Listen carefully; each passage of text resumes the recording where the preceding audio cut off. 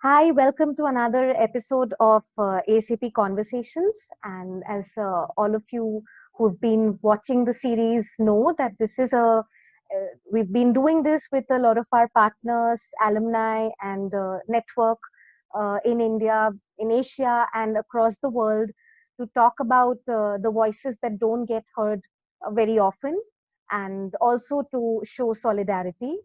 And therefore, today we have with us somebody who has been very important and a part of our work, and Alison will introduce herself. But to begin with, she's been a youth champion with us, and she's attended an institute. She's lived and worked both in the US and in the Vietnam, and we are very excited to have Alison with us today. Alison, if you can tell us a bit about yourself. Happily. Thank you for having me.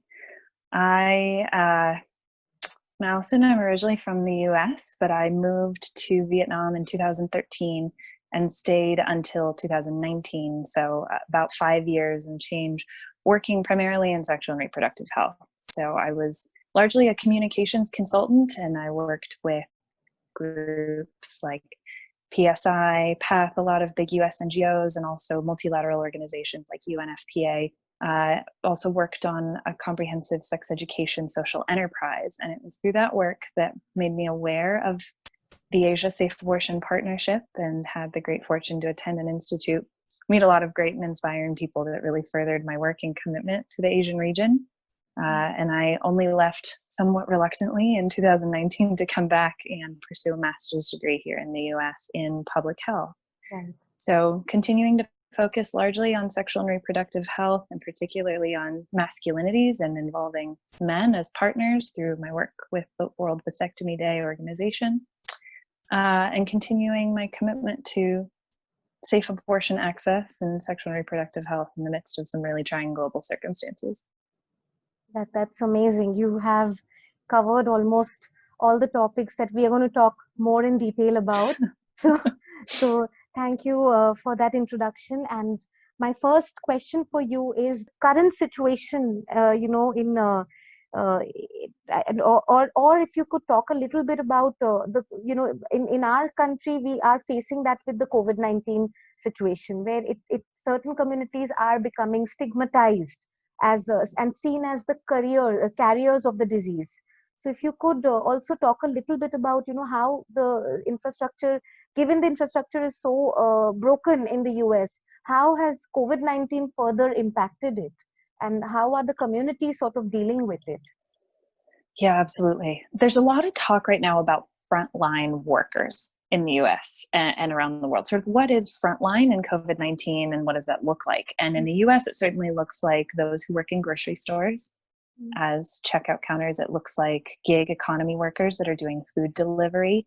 It looks like minimum wage daily earners, and those that are being asked to continue working when others are given the privilege to work from home. And what that results in is higher exposure among generally low income minimum wage earners.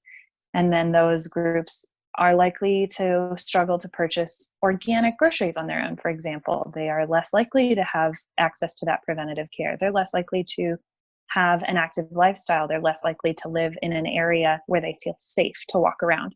And all of those things are influencing their public health. So they have this vortex of factors that are really hampering their ability to avoid this disease and also to survive it if they get it.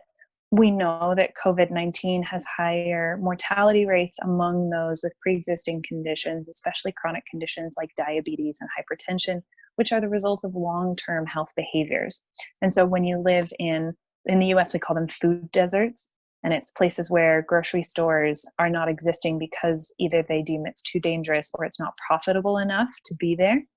And so a lot of low-income marginalized communities simply won't have access to fresh food. And when that happens over decades, it's no wonder you're looking at these high rates of chronic disease in that community. But they are these praised frontline healthcare workers putting their lives on the line without a choice and without options to do anything else, because they still need those wages to put food on the table. And if their employers aren't going to furlough them, they're not eligible for employment benefits that would allow them to stay home if they're not given paid time off. So then what we're seeing in the US is an enormous disproportionate access among marginalized communities of color. The New York antibody test came out a couple of weeks ago, I think, and that was particularly informative, where they took a random sample of about 2,000 people across 13 counties and looked at antibodies sort of as a reflection of who has been infected. And it was about 22% of those who had the COVID antibodies as a reflection that they had had COVID were African American and Black communities, and about 9% were white communities. So you're seeing a more than double rate of impact among those communities. So not only are they being infected at greater rates, but then once they are infected, they have much higher mortality rates. So you're seeing these factors just compound each other of public health exposure. Then they have the chronic disease, they're being exposed at higher rates, and it's killing them at much greater rates. And so it's COVID-19 doesn't discriminate, but healthcare is. And so there are these failings institutionally that are leading to an enormous disproportionate impact among communities of color during COVID-19, and it's continuing to perpetuate it. And then you're also looking at their rates of insurance, if they have access to healthcare. There are numerous documented studies that people of color presenting in healthcare offices aren't taken as seriously, and they're less likely to receive timely care. They're less likely to receive pain medication. The inherent biases and stigma that the US has been dealing with as long as it's been a country, given its history with slavery and the way this country was founded, continues to resonate today. And is part of why we're seeing so much unrest in the US in particular. These are all compounding. True. And that brings me to the next question, which is exactly what you're saying, and the interlinks between issues. And if you could talk a little bit more about what's going on in the US currently, and this whole, the racial issues and the uprising of people, against racism. And if you could talk a little bit about that, because we are seeing that it has an impact on life and expectancy and public health and all of that. So it is a very important thing that I think, and globally, we are all looking at the US and learning something from this moment. So if you could tell us a bit about this. Yeah, I think the most important point of everything going on is that racism isn't getting worse in the US, but it is getting filmed. And unfortunately, what we have is, Black communities and communities of color have been saying this for a really long time. And it sounds so absurd and so sort of dystopian and dark that I think there's been a national reticence to think it's really that bad. And then you see it on camera and you are forced to reckon with the brutality and the horror that it really is. And so I want to start by saying this isn't anything new. It's not that the US has turned a tide and is getting worse. It's just that there's more visibility. There are more cameras. There's social media, and there's the ability for this kind of outcry. But with the consistency that we're seeing it with Ahmaud and Breonna Taylor and George Floyd in the last month alone, Amy and Christian Cooper, this is nothing new. It is systemic, it is pernicious, and it is pervasive in the US. So what we do have now is it's on film. And when you see how horrendous it is on film in person, you can't deny it. It's so powerful. And to see reading the transcript of George's is so disquieting, as such a rooted issue is really taking hold in the US. And it's certainly a moment of bubbling over of these generations of trauma, of police brutality, of systemic inequalities. And the gasoline on the flames is the current administration's inability to take this community seriously, to hear and recognize and validate what is so plainly clear to anyone who watches these videos, who is militarizing the police force just at a time when we need the opposite. And the tone deaf reaction to everything that's going on is fanning flames that have been smoldering for a very long time. And so looking at again, the confluence of factors of everything coming together, the disproportionate impact on communities of color during COVID-19, looking at ongoing police state as we reckon with shelter-in-place orders and isolation, and the current administration that we have in the US, and its incredible indifference to communities of color have reached a point where the tolerance that should never have been there in the first place is finally starting to seed, and we're beginning to find words and narrative around how wrong this is. I think the community still kind of lacks unified demands.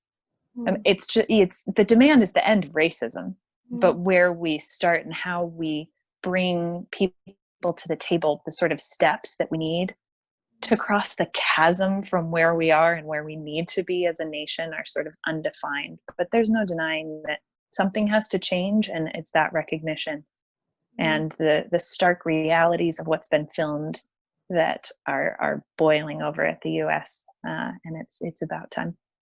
Mm-hmm. This is a very interesting sort of point you made here, that racism is not new, it's just being filmed. So I think that will be my biggest takeaway from the answer that you, like the situation you just explained. And what makes me wonder is that the pandemic is still going on, and US has one of the worst rates of infection and deaths, and especially New York. And but people are breaking the curfew, people are out on the streets. So coming back to the situation of COVID-19, what would be the impact on communities that are out there and fighting for their rights? And moving forward to maybe also how has it specifically affected women, because every situation is further sort of, there's a further vulnerability. So there is race, there's gender. So how is this how has this moment sort of played out in terms of for women? Because there are the COVID-19, the pandemic, the racial tensions, and amidst all of this there are lawmakers that are pushing against abortion rights. So US right now is a very interesting case study for the rest of the world, not for the greatest reasons. So exactly, we are setting the standard for what to never do right now. It is, they're taking into account some of the intersectionality. We're looking at race and how it's being disproportionately impacted by COVID. So then when you have people of color out on the streets demanding their right to live, they're being exposed even further.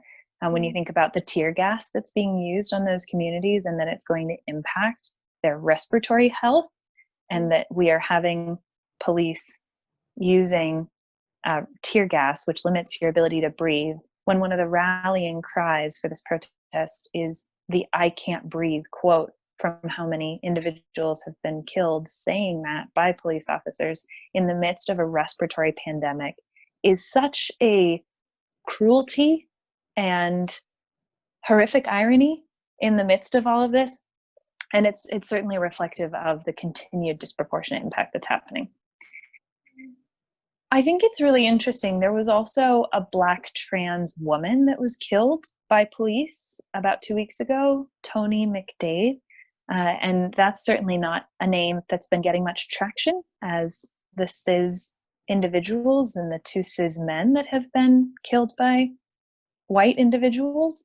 And I find that's a unique and poignant consideration in how we are talking as a community. Is we're saying, okay, we're talking about race, but we can't also add trans individuals into this, and trans discrimination, and this sort of distinction, or sort of a lack of consideration of gender in this as well, and how Black women face even additional barriers to healthcare and access than Black men do.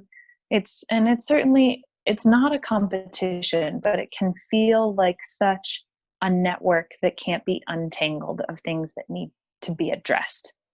That I think, yes, women are certainly facing disproportionate issues across the board in COVID-19 of all races, but particularly Black women sit at an intersection of extreme oppression in this moment, and needing to find ways to elevate their voices in the midst of this feels like a timely, urgent, and pressing need. Right. Right. I mean, thank you for bringing those points in, so, and I think, my solidarity with, or complete, there with the people in the US standing with, in the protest right now at the risk of their own lives. And I hope we can do that everywhere in the world for people everywhere. So, coming to, so this whole context of people who need abortions, and we know how racial injustice affects, how different states in the US have different policies, how even before COVID, some states brought in restrictive laws to, punish people who needed abortions, and women, trans, queer people, all of them. And then we saw during COVID, I think US, again, a few states were very aggressively pushing for anti-abortion policies. And so if you could tell us a bit about that. And it looked like the pandemic gave them that opportunity, and they just, instead of making sure that the people are getting tested and treated, they were, went on the other direction and decided to punish women for something that is very, very, biological and very, very, it's just a part of their physiology. So you could tell us a bit about that. Yeah, the US is unique in its solutions to anti-abortion rhetoric. It certainly, anti-choice advocates are willing to get very creative. And we've seen that in trap laws, the laws that have been passed that essentially are bureaucratic obstacles to abortion access. It's requiring clinic specifications that are just infeasible and untenable, and coming up with ways to shut a clinic that are baseless and creative. So we've seen a history of that, and COVID-19 has been no exception. I mean, from the moment Congress was debating the Stimulus Act that was designed to support the average Americans, there were attempts made by numerous senators to sort of sneak language in to restrict abortions that was completely unrelated to the bill, and adding these sorts of provisions that were fortunately weeded out. But the first wave of stimulus support had some of those provisions. The second wave had some of those provisions and had to be argued over. And it has no relation to what's going on. And that's at a federal level. So that's deeply concerning. But then at the state level, there has been greater success in that 8 US states have attempted to impose a COVID-related abortion ban. Unfortunately, those states are quite clustered together as well.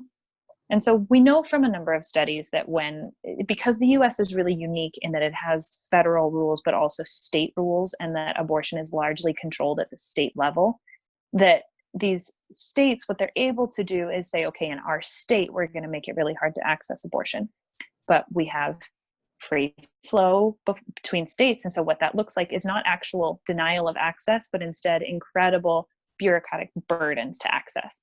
And so instead of being able to drive 20 minutes down the road to your local clinic, you now need to organize time off, potentially childcare, a motorized vehicle of transportation, or potentially a bus, but more likely you need to have or buy a car. You need and borrow, you need gas money. You need to be able to make that journey. You need to potentially be able to stay there overnight if you're having a surgical abortion. It is incredibly time consuming. And that's essentially what happens when one of these states enacts a ban, because it is at the state level, is it's mandating that individuals then have to drive to somewhere else that doesn't have that ban. But what we have now in COVID-19 is kind of a clustering. A number of states that are quite close together have enacted this. And so what it's doing is it's extending the distance that those people need to drive, and then compounding all of those costs, factors, and burdens in order for them to get those procedures, because they have to drive further and further and further distances. And of course, this is among a group that's already likely to be marginalized, is facing a very time-sensitive activity.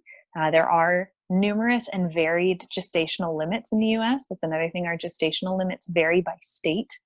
And so it can be anywhere from 10 to 20 weeks, depending on what state you're in. So if you need to be able to take time off and arrange childcare and say, push your procedure out 2 weeks, but you were already 8 weeks pregnant, you might be facing a gestational limit in the state that you're trying to drive to get your procedure. And so it is just compounding each layer on top of each other, limiting access. And this is all not even taking into account the risk that people are now exposed to during the time of COVID.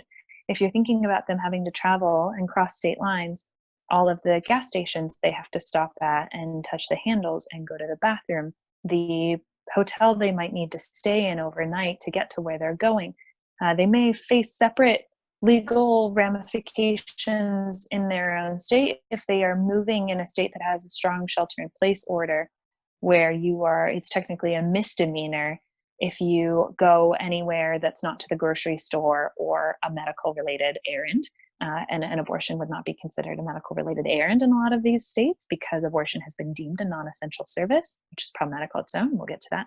But so then on top of the cost implications, the dignity implications we're looking at, you're adding legal implications and financial implications that are creating enormous and undue burden on these individuals. In addition to the infection risks, it's massive. Mm-hmm. So we're seeing really horrendous attacks on a woman's right to choose. And a lot of that is grounded in misinformation, power, patriarchy. Essentially what they're saying by trying to declare abortion a non-essential service is that it's not time sensitive. You can just put a pause on your abortion. That's not going to be a problem. And it's that the PPE, the justification used in the Texas law, which is the most famous at this point because it's been such a public volley of issues, is that they need to preserve those masks, those gloves, and the sterile equipment for COVID-19 response. Which again, we could tie in, why isn't the public health care sector equipped for an emergency like this? Why do we have to take those measures from other services just to meet demand that we should have seen coming based on forecasts when this first came out of China and Europe? But so by saying that, you're completely negating the reality of what you're saying as a natural biological function that is a reflection of any number of things that is not meant to be criminalized. But yes, Texas was such an interesting example because it also reflects a lot of the legislative realities of abortion legislation here. Texas it implemented its ban. Its ban was challenged, and the courts sided with pro-choice advocates and said that ban is not constitutional. And so then abortion access was reinstated, but only for 21 hours because then it went to a different court where they sided with the governor. And so you had, unfortunately, this incredible, very whiplash back and forth between, basically you had clinics calling people to cancel their appointments and then calling them back to say they could come in and then calling them back to say it was canceled. And so not only did you have actual access being affected, but it was really hard to keep up with the news. And so people just didn't know if they could go or where to go. And so you look at all of these different layers of restrictions and limitations and all the impacts. And I think it's undeniable we're going to see a massive increase in both unwanted pregnancies that are carried to term and unsafe abortions in the US over the coming months. I think there's no better time to think about how we can fortify our telemedicine efforts and groups like Plan C that are empowering and enabling women to pursue at-home abortions. And I'm hoping this is a nudge toward what we should have been doing in the US already, which is empowering and dignifying people to undertake their own healthcare and make their own choices. And that perhaps these rules and considering how to minimize contact will allow us to overcome our hesitations in trusting women's ability to self-administer what has been proven in numerous studies to be a safe and effective way to carry out an at-home abortion. So I'm hoping that's going to be the positive externality of these horrible laws, is that we can fortify a system that would benefit those seeking abortions in the long term. But in the meantime, it is a real legal headache and a really profound consequence for those trying to get an abortion in those states in largely the middle of the US. That's something else to hear from, about the situation. We know how bad it is because we're hearing from a lot of other colleagues and places about, the situation in the US. It's with the the anti-choice groups, I think, are extremely strong in their lobby, and right now they have a supreme leader on their side. So well, and the other thing too, I've been so disappointed by this, but with everybody being at home and they don't have, as many things to do, unfortunately, a lot of people have decided with their spare time that they want to allocate it toward protesting outside of abortion clinics. So I know the Planned Parenthood clinic near me here in Atlanta, Georgia, has been sending out calls, and I do work as a clinic escort there, saying they're facing almost daily protests that are increasing in volume. And of course, these protesters are not wearing masks because they are more likely to see coronavirus as, something not real or not likely to affect them. I was reading something the other day that one person said, as a Christian, they think they're protected from the virus. And so they come out and they protest. They don't wear a mask. They expose themselves and the individuals trying to come and receive procedures of any variety. It could be STI testing. They don't know. But when they come to this Planned Parenthood clinic, they're absolutely assaulted by protesters. So in addition to all of these legal barriers, there is an incredible amount of stigma and interpersonal verbal violence against people trying to seek care during a very precarious time. And it's disappointing and impossible because, yes, you're saying, they are encouraged largely by our commander-in-chief. And it's a full-on assault from every angle. Yeah. How easy is it to, buy over-the-counter medical abortion pills or something, or are they completely regulated? Because US is a country of free choices. So grocery stores alone can make someone very, very nervous when they enter, if they come to the country for the first time. So everything's available. and 100 variety of everything is available. So So I wonder, what's the situation with medical abortion pills? Like, are they very regulated? Are they not available outside because like you talked about telemedicine, so self-medication has been proven time and again to be completely safe and stigma-free. So I wonder, are there ways that women are still doing it or can do it, or what's the situation like? The medication abortion and telemedicine is also governed at a state level. And so some states like Mississippi don't allow telehealth. And there are 33 states in the US that require medication abortion prescription be done by a physician. And, in the US, we have many different levels of care providers. And again, this is a proven medical fact that we can decentralize abortion provision and bring that down to lower levels of care, including physician assistant, nurse practitioner, and even nurses are more than capable of providing these services. But it's a provision designed to, again, limit it. And so by needing to see a physician for that prescription, it is likely to increase your wait time, and it is certainly going to increase your cost for the time with that provider who needs to prescribe it. And then in 19 of those 33 states, the physician needs to be there for the administration of the medical abortion. So even though we know of it as being best implemented at home, and it is usually taken in the safety of your home or otherwise remotely, those states are sort of requiring an unnecessary medical setting and requiring the physician to be present, which again increases wait time and significantly increases cost and decreases access because there are a limited number of physicians and certainly a limited number that are providing abortions. So it is, in theory, available. Access to it it varies greatly on how accessible it is. There are groups like Plan C that sort of use a loophole and are able to usually mail you those medications at home. They saw an enormous increase in requests in March and April here in the US during our sort of respective peaks. And I think, if you are an educated individual with access to resources and the ability to spend time on the internet and know your rights, it's available. And that reflects general abortion access in the US. If you are informed and have enough resources, you can get what you need. It is those that have fewer resources, less access, and less knowledge of these Mm. services and their rights that are going to continue to face barriers to medication abortion and telemedicine. Right, right, right. Thank you for, sort of explaining the situation so well, because we just hear and it's just something, it's so challenging. I mean, the country that claims to be the leader of the free world has certain freedoms very, very restricted, has a lot of freedoms very restricted.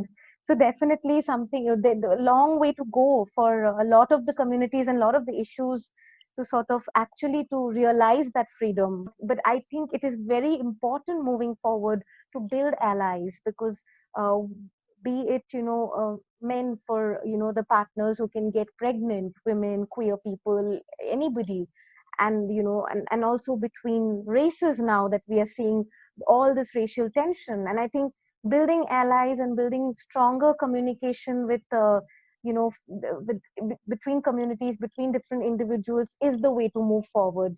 Thank you so much. So Thank you for having me. yeah, I think we took at the end of it all, and I'll just say bye to the listeners and bye to you, and we will catch up soon again. Thank you. Thanks. Bye. Bye. Bye.